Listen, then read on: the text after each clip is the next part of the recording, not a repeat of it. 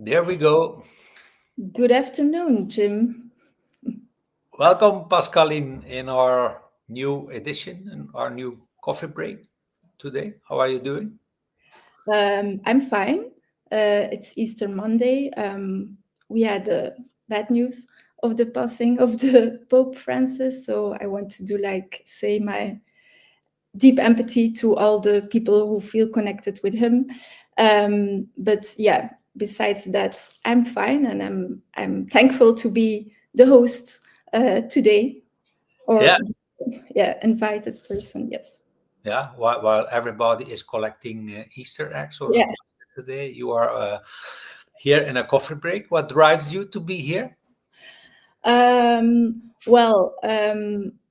I say to my friends and to people that I'm like a kind of hidden, idealistic person, but now it becomes like more and more public. So yeah, might be the reason that I'm here. I'm a big believer of zebra organizations. Many people know the unicorns in the United States and other places. Like they are animals that don't exist. They are like not real, and they grow, and they don't look to their environment. And zebras are different in that. They are like working together. They have the black and white stripe. So profit is important, like financial profit, but also other aspects are like important. So yeah, that's kind of my motivation to be here today. Yeah. So that means that you come a little bit from the background to the front. Is that means also that you are taking actions and taking actions. Yeah, we will talk about that later on. But Mhm. today we will talk about zebra leadership. Yes. Can you explain to the people who are watching what is zebra leadership? Yeah, what is my view on zebra leadership? I think leadership today already like has a kind qualities that are like very useful, like being decisive, being entrepreneurial, act and do things. But in the zebra leadership, we can add some things. And I think one very important is like a zebra leader for me can be aware of his own ego. That is something you can see today in United States. Maybe that the new president of the United States is not really aware of his own ego. So I think that is important because the ego is something that always wants more for himself, and that's kind of dangerous. So I think that is a quality for a zebra leader, important one. Courageous is another one, if you, in my opinion, pragmatic. Being pragmatic because the world is complex and like the context and geopolitical context now is very complex. So you need to be pragmatic in this. Transformative, if possible, if possible to also look on the long term. We will give some examples later, but look for a system change, transformative. Then also embracing paradox, and a deep personal purpose. That are like these qualities that I see as something to add to the leadership qualities of today. Mhm. These are the basic ones. What I'm always emphasizing is the caring side, the vulnerable, soft side. Is that easy to find? You mean like in leaders today? Yes. Yeah, no, I think it's difficult. And that's like one of my examples that I had in mind, like from in politics. Mhm. I think like Jacinda Ardern was the former Prime Minister of New Zealand. I think that's something she showed, like to be vulnerable. I'm thinking of the day that she decided to resign and to stop the job.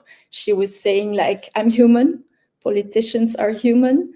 And yeah, that's something we miss often, that leaders don't dare to be vulnerable. Mm-hmm. Yeah, the me versus the we. I think that's an easy one to make people understand what the main thing is between the old school money-driven industry versus the collaborative industry that is a zebra economy. Yeah, and I think language is also an important one in this. Like because when I was preparing the coffee break a little bit, was looking like to the language that, for example, Jacinda was using during the COVID pandemic, and like some words she was saying was really like, together we must stop that happening, and we can. And like, we're in this together and we must unite against COVID-19. And so I think in our politics, but we'll talk about later, but one of the guests on the event is Annelies Verlinde. She's like Minister of Justice in Belgium. And that's something she does very well also, like in her language. She's always uniting, connecting, treating the people as equal, not as like stupid, but really as equal persons. And I think that's very important, and that's zebra leadership.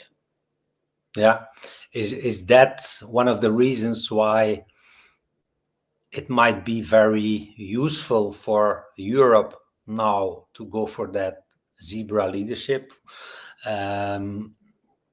To kind of thrive in the new world. Yes, I think that's like the way to go for Europe. We are not the biggest one, but we can be the smartest one. And I think we have all we need to do that. We just need to do it, being pragmatic, but also work together. Like small companies, bigger companies, let's work together, but also all the different sectors, we can work together. And that's also a little bit like the event that we are organizing. We have like leaders from the different sectors. We have somebody politics, we have an expert professor, it's like education, and then we have somebody from non-government organization, the CEO there. And then we have like a real entrepreneurial startup who wants to transform healthcare. So you can see it there also. So I think the time is now, actually. Yeah. And there you are using the subtitle, boosting the new profitability. Isn't that again language focusing on profit? Yeah, but like, what is the definition of profitability? The known definition is like profit only financially, but I think like the problem is that these two worlds, like profit, non-profit, are a little bit too much divided, and then like non-profit, maybe financial results don't count enough. But in profit, it's only the only thing that counts. So if two worlds can come together, you have like the new profitability. And I think like Europe can choose this way. I know that you also have like a method to explain this a little bit. But like new profitability is not only the classical definition of profit financially, but that is also very important. Please don't forget, because otherwise you don't have an organization. But like the new profitability is also like planet, people, and I think it's the only way to go. And Europe can choose this way now. And I think the long-term part, the long-term thinking versus always the short term and the squeezing part. Yeah, I'm a little bit sick of the old school thinking and about that squeezing and just grabbing the quick money.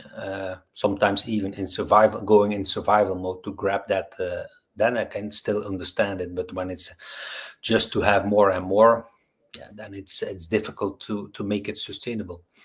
Yeah, but that's like, I think, the awareness of the ego, because if people are not aware, they are not aware of their ego inside themselves that always wants more.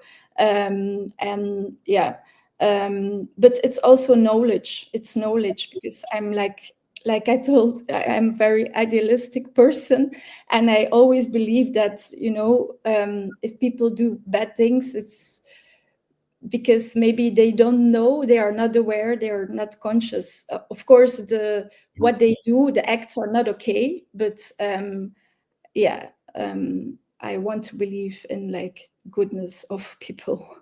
Yeah, and how easy or how hard is it to create a zebra organization, to be a zebra leader? How easy or how difficult is it? Well, I think it's difficult because what you say, like you say, I'm a little bit how I don't know which word you use, but like the squeezing. Yeah, of the Yeah, squeeze. yeah. But the thing is, as a leader of a zebra organ, it's really difficult. You need to have the short-term results financially, customers needs to be satisfied and everything, and then you need to look for the long-term vision and the changes, and invest in new things and everything, and that is not easy.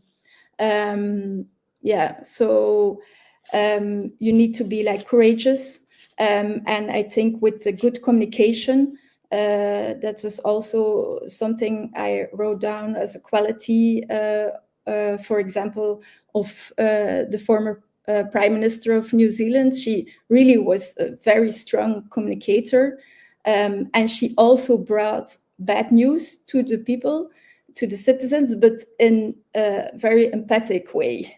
And I think, that's my personal belief, that with good communication, people are in. If you treat them as equal, they can be very resilient. Yeah, and I think innovative is also one of the main things of really a zebra leader, that you can think out of the box, and whatever whatever problem pops up, that you can tackle it by thinking out of the box, and that is really important. For example, when we talk about sustainability, about bio food, when you go to the shop, one of the first things I'm always thinking, can't you make bio food as expensive or as cheap as the normal food? Then people might buy it. So why is it always more expensive than? Because I know that is a bottleneck for most of the people to pay for bio food, because it's more expensive. So that's what I would tackle when I would be in the food industry. I would look for, how can I create that. I think, but like in this kind of things, automation and AI can be also opportunities and creativity of the people. And one of the examples I wrote down also is of a zebra leader is, I don't know if you know the Norwegian company Visma.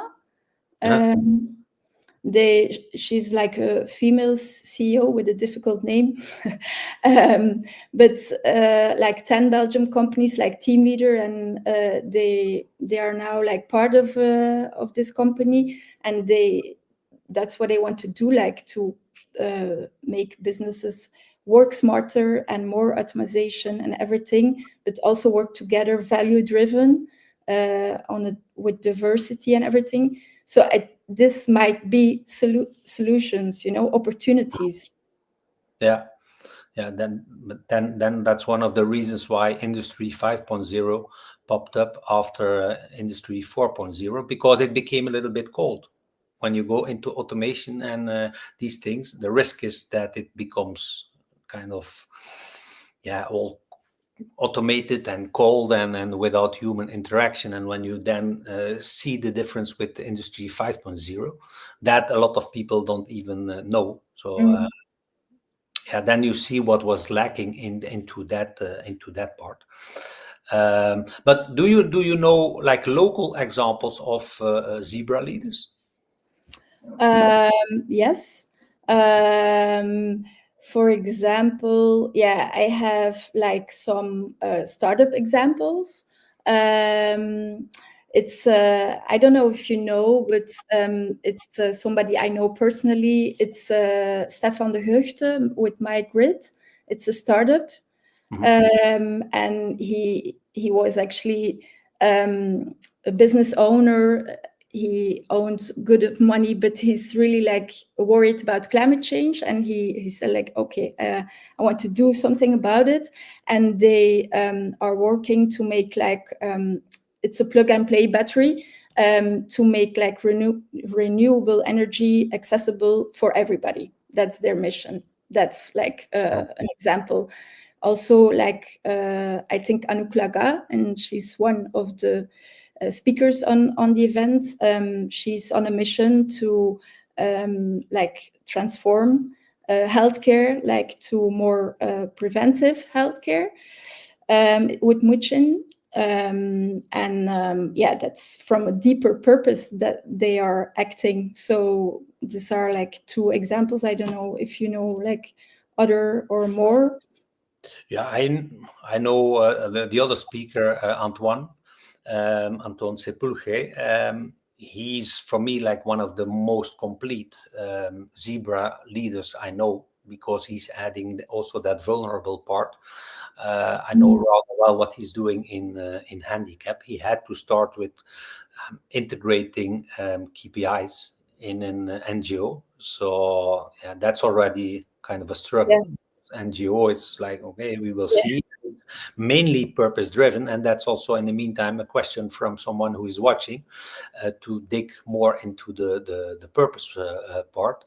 So I think that is one of the main differences between the classic business and what is now called zebra organizations. The purpose is really the core of a zebra organization. When you look at Handicap International or what Anouk is doing, it's really purpose driven. So what's your opinion about that?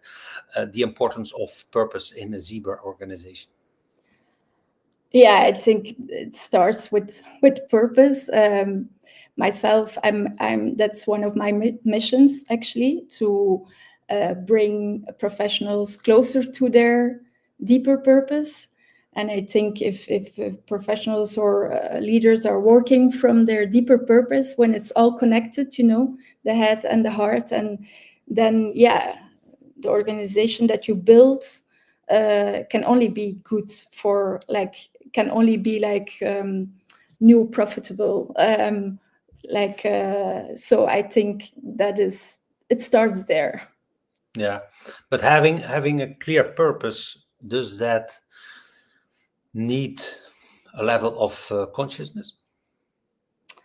Yes.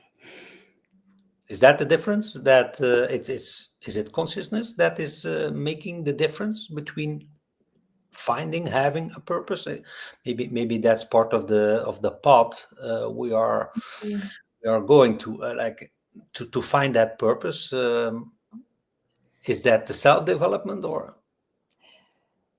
It's a good question. I think a lot, but I never thought about this one. Yeah. Maybe let's start with your opinion, and then I can think a little bit. Like, is it? Yeah, I don't. Yeah, should think about it. Yeah, and Kees Klomp is talking about meaning, and he's talking about purpose. And for me, then there's like a next step is having a mission. So that's for me 3 parts: meaning, purpose, and mission. 3 levels of and when the need is bigger than that, you cannot, you cannot keep yourself not doing it. that for me really is a mission, and It's a that mission. yeah, Yeah. that really for me is a mission that is stronger than yourself, and that you are willing to suffer for it, that you are willing to go into the comfort zone, out of the comfort zone for it. That for me is, there you see the difference. Is it a business plan, or is it a mission? Yeah. Yeah. Yeah. So when you're training people in because you with your company Mhm. Legima, is it pronounced well, Legima? Yeah, it's okay. Yeah, it's okay. Or how do you call I it? would say in Dutch like legima, but that's maybe legima. It's okay. It Yeah, sounds like yeah. So, it sounds so cool. yeah, there you are transforming leaders. You are training people also to go into the zebra direction. What are the elements you are training people? Well, I think we have like 3 different target groups. Like for a long time, I was working only with students, and now also with professionals and organizations. I want to bring professionals to their deeper purpose. Yeah, and organizations like to zebra culture, and then with the students. Of course, we work on results, but like it's for me, it's a deeper mission that I can only have a holistic approach. It's a human, it's a student, it's a human, and you can get good results if you're like everything is okay with you on a deeper level also. So we have a method there, and now we are working on. I want to make it a cooperation in the future. Yeah, so I'm this, like you said, maybe it was good before, but now it will become a real business plan because I want to have more impact. And yeah, so Yeah. I don't know if I answered your question actually. Yeah, you can maybe break down even more what are you tackling in your training. So the moment that you want someone, okay, the purpose is one thing. Are there other elements that you're really focusing on to get to that zebra leadership? Yeah, I think I always say that it's like an organization, a person. It's layers. We Mhm. exist from layers, and that we in Legima we work on the layer of identity Mhm. and also beliefs, like this. Yeah, Value, this layer value. yeah, values, but also like what somebody is, yeah, believing, and to challenge it. And like we always work on that layer. And then yeah, we believe that we always say like we don't give people fish, we learn them yeah, we don't give them fish, we learn them to fish. That's the long term. Like we believe that everybody actually is a leader, can become a leader of his own life and job. Yeah. Yeah. Yeah, what I see, I developed a scan, that you did the scan Mm. yourself. So what I see is there's an increase in consciousness. So the younger the people, the younger the generation, the higher the consciousness. So Mm. I suppose that will make zebra leadership easier in the future. Is that your opinion? Yes, but we it's important not to forget like the what you call the 2D part. Mhm.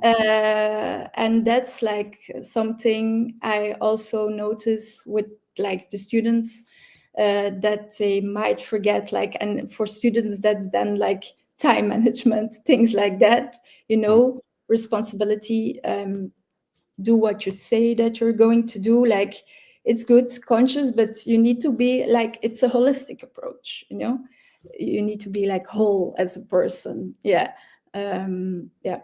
Yeah, and that is very important. Accountability, integrity, that's very important. And that is one of the things that I see when people go into that thinking mode, or like they are looking for their purpose, that they Mm. might go too much in their philosophic state and less in their doing state, and that might also be one of the prejudgments people have about zebra economy, that it's too much talking. So I'm always a guy who is trying to bring everything in practice and showing with leading by example that everything is possible, and that it's far better than the old method of doing business. What's your opinion about that? Yeah, I was thinking about myself, like I can talk and explain a lot, but like last year's, I really worked on the 2D part, like financial results. Like I'm now working on it every week, and like structure and all these kind of things. And that makes it possible to grow and to work together and everything. So I think it's a very important thing to have both sides, and don't forget. So I understand the prejudgments of the people. Yeah. And then going out of your comfort zone and willing to suffer. That's the second thing for me. To really, to when you really want to show that your purpose is that important for you, then you want to, it's like everything in life, where you really want something, you're willing to suffer for it. So do you want to suffer for your zebra mission? Yes, but I don't know if suffer is the right word. To me, it's hard work, or but you enjoy the work. So is suffer then the right word? I don't know. For me, it's just something that you want. It's just you, and you go for it, but I don't know, like I would choose another word than suffer. Suffer, it's going out of your comfort zone. It's kind of a fear or a pain you have to overcome to do it. Like maybe you're not comfortable to be on the camera here. That's a small example of suffering. You want to do it. Maybe it's not your favorite part, but you want to do it because you want to show that you really want to promote zebra mentality or zebra thinking. No, there was one thing of the things I wrote down, like overcome fear, for me personal, because that's my plan. I want to make it have more impact, make it on the long-term cooperation of Legima. So then you have to overcome fear. I have to overcome fear, like fear of losing things and fear of financial, like maybe things will change, but you want to do it because of like the deeper. Embracing uncertainty is one of the things I think of zebra. Now the big day will come for zebra organizations in general in Belgium, the 5th of June, and I will show the poster. The 5th of June, you're one of the co-organizers of the event, Zebra Organizations Boosting the New Profitability. 5 June in Brussels is the first Zebra event ever held in Belgium. Why and who should attend that evening event? Well, I'd welcome to open-minded entrepreneurs and leaders. And I think in this time, like it's very important to be open-minded. So like welcome to all leaders who want to get inspiration, who are inspired by the things we are saying now. There will be like more coffee breaks, like of all sectors, really welcome. Startups also who are working on transformative things like my grid of Muchin, of but open-minded entrepreneurs that we focus on, and leaders. It's not only entrepreneurs, because also leaders in caretaking and education. Everybody who is inspired by things we are saying, please come, because we need to partner together. So yeah, collaboration, networking, that's really important to what Geert de Grande always says, l'union fait la force. Yeah, that's also one of the reasons why it's in Brussels, I guess. Yes. Yeah. Yes, I think, because we organize together with Zebre magazine, and that's what we want to show. Like, collaboration is the new competition, is something that Anouk Laga is saying, one of her speakers. So yeah, it's also Rudy, the second speaker, is always talking about working together and partnership. So yeah, that's and Brussels is really the capital of Europe. Should be proud on that and welcome, so that's the reason we are there. Yeah, and you kept the prices really low. What's the idea behind that? Well, I don't know, maybe because we want to be, that's Zebra also, it's like be inclusive.